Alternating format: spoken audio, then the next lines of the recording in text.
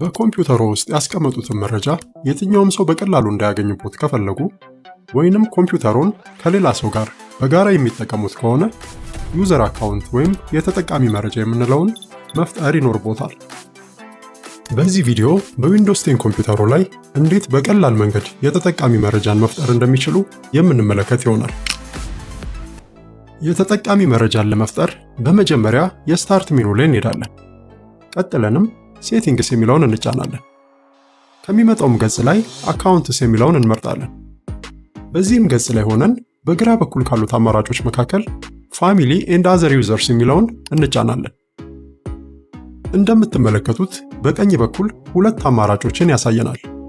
ከላይ ያለው አማራጭ የቤተሰብ አባላቶቻችንን የማይክሮሶፍት አካውንታቸውን እዚህ ጋር በመጨመር ይህን ኮምፒውተር መጠቀም እንዲችሉ የምናደርግበት ሲሆን በማይክሮሶፍት አካውንታቸውም የተጠቃሚ ስምና የይለፍ ቃል ተጠቅመው ወደ ኮምፒውተራችን መግባት ይችላሉ። እንዴት የማይክሮሶፍት አካውንትን በቀላሉ መፍጠር እንደሚችሉ ለማወቅ ከፈለጉ ከዚህ በፊት የሰራሁትን ቪዲዮ መመልከት ይችላሉ። እዚህ ጋር ማወቅ ያለብን በአካውንታቸው ተጠቅመው ወደ ኮምፒውተራችን ሲገቡ የሚከፈትላቸው የራሳቸው የሆነ አዲስ የመጠቀሚያ ቦታ መሆኑን ነው። ይህም የእኛን መረጃ ሌሎች ሰዎች በቀላሉ እንዲያገኙት ያስችለናል። ቀጥሎ ከታች የምናገኘው ሁለተኛው አማራጭ ደግሞ ከቤተሰባችን አባል ውጪ የሆነን ሰው ኮምፒውተሩን መጠቀም እንዲችል የምናደርግበት ነው።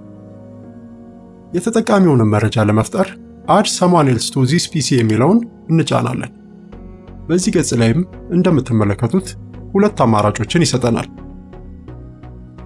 የመጀመሪያው አማራጭ ይህን ኮምፒውተር እንዲጠቀም የፈለግነው ሰው የማይክሮሶፍት አካውንት ካለው ይህንን አካውንት ተጠቅሞ ወደ ኮምፒውተራችን እንዲገባ የምናደርግበት ሲሆን እዚህ ጋር ባለው የመጻፊያ ቦታ ላይም የአካውንቱን ስም ጽፈን በማስገባት ኮምፒውተሩን መጠቀም እንዲችል ማድረግ እንችላለን።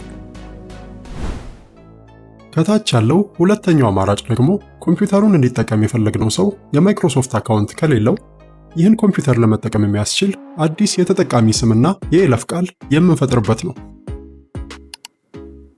ይህንንም ለማድረግ I don't have this person sign in information የሚለውን ከታች ሄደን እንጫናለን። ቀጥሎ ከሚመጣውም ገጽ ላይ አዲስ የተጠቃሚ መረጃ ስለሆነ መፍጠር የፈለግነው ከታች ሄደን add a user without a Microsoft account የሚለውን እንጫናለን። አሁን እንደምትመለከቱት አዲስ የተጠቃሚ መረጃ የምንፈጥርበት ገጽ ተከፍቶልናል። በዚህ ገጽ ላይም በመጀመሪያ የምናገኘው የተጠቃሚው ስም እንዲሆን የምንፈልገውን መረጃ የምንጽፍበትን ቦታ ነው። ለምሳሌ እኔ የተጠቃሚውን ስም አበበ ብዬ አስገባለሁ። ቀጥሎ ከታች የምናገኘው ደግሞ ለተጠቃሚው የይለፍ ቃል ወይም ፓስወርድ እንዲሆን የምንፈልገውን የምናስገባበት ቦታ ነው። ለምሳሌ እኔ ከ1 እስከ 6 ያሉትን ቁጥሮች አስገባለሁ። እዚህ ጋር ማወቅ ያለባችሁ እኔ ለምሳሌ እንዲሆን ከ1 እስከ 6 ያሉትን ቁጥሮች አስገባው እንጂ የይለፍ ቃላችን የፊደሎች፣ ቁጥሮችና የተለያዩ ምልክቶች ጥምረት ቢሆን ይመከራል። ለምሳሌ ይህንን የይለፍ ቃል መመልከት ይችላሉ። ቀጥሎ ያለው ሪኢንተር ፓስወርድ የሚለው ደግሞ ከላይ የጻፍነውን የይለፍ ቃል በድጋሚ በመጻፍ የምናረጋግጥበት ቦታ ነው። ለምሳሌ እኔ ከላይ የጻፍኩትን የይለፍ ቃል ከ1 እስከ 6 ቁጥሮች ደግሜ አስገባለሁ።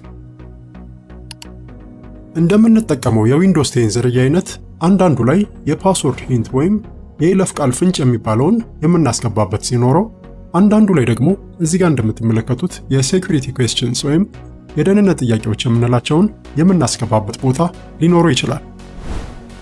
እዚህ ጋር እንደምትመለከቱት 3 የደህንነት ጥያቄዎችን የማስገባበት ቦታ መጥቶልኛል። የመጀመሪያው ላይ ካሉት የጥያቄ አማራጮች መካከል የመጀመሪያ የቤት እንስሳዬን ስም የሚጠይቀውን ጥያቄ መርጣለሁ። ከታች ባለው ባዶ ቦታ ላይም ለዚህ ጥያቄ መልስ የሚሆነውን ለምሳሌ ቲቲ ብዬ አስገባለሁ። ቀጥዬ ደግሞ የት ከተማ እንደተወለድኩ የሚጠይቀውን ጥያቄ መርጣለሁ። ለዚህም መልስ ከታች ባለው ባዶ ቦታ ላይ አዲስ አበባ ብዬ አስገባለሁ። የመጨረሻና ሶስተኛው ጥያቄ ላይ ደግሞ በመጀመሪያ የተማርኩበትን ትምህርት ቤት የሚጠይቀውን ጥያቄ መርጥና መልስ የሚሆነውን ከታች አስገባለሁ።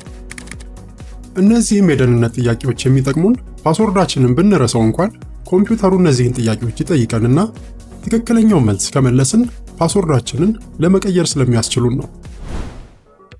መረጃዎቹንም አስገብተን ስለጨረስን ከታች በግራ በኩል ያለውን ኔክስት የሚለውን እንጫናለን። እንደምትመለከቱት የተጠቃሚ መረጃችንን ፈጥረን ጨርሰናል።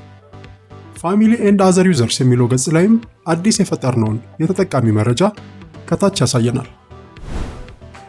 የፈጠርነውንም አዲስ የተጠቃሚ መረጃ ለመሞከር ከፈለግን ስታርት ሜኑ ላይ ሄደን ከላይ የምናገኘው አሁን እየተጠቀምንበት ያለው የተጠቃሚ ስም ላይ አንድ ጊዜ እንጫናለን። ከሚመጡት አማራጮችም ሳይን አውት የሚለውን በመጫን ከዚህ አካውንት በመውጣት አዲስ በፈጠርነው የተጠቃሚ ስምና የይለፍ ቃል ተጠቅመን ወደ ኮምፒውተራችን መግባት እንችላለን። ወይንም ደግሞ ከሚመጡት አማራጮች መካከል አዲስ የፈጠርነው የተጠቃሚ ስም ላይ በመጫን በአዲሱ የተጠቃሚ መረጃችን መግባት እንችላለን። ይህ መረጃ የጠቀሙት ከሆነ ከጓደኞቹ ጋር ሼር በማድረግ ያጋሩት። ለተጨማሪ የቴክኖሎጂ ምክሮችና ዘዴዎች ቻናሉን ሰብስክራይብ ማድረግዎን አይርሱ። ጥያቄዎች ወይም ሌሎች አስተያየቶች ካሉት ደግሞ ከታች ባሉት የአስተያየት መስጫ ላይ ማስቀመጥ ይችላሉ። በሌላ ቪዲዮ እስከምንገናኝ ሰላም።